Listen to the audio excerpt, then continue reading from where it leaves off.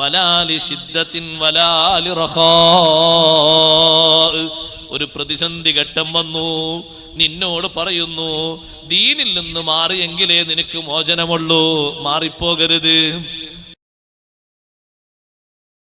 കൊണ്ട് നല്ലോണം മുന്നോട്ട് പോകണം. മറ്റൊരു സന്തോഷം ലഭിക്കുകയാണ്, പക്ഷേ അത് മുസ്ലിമിന്റെ മേൽവിലാസത്തിൽ കിട്ടൂല. മറ്റൊരു സന്തോഷമുണ്ട്, അത് ദുനിയാവിന്റെ സ്ഥാനമാണ്.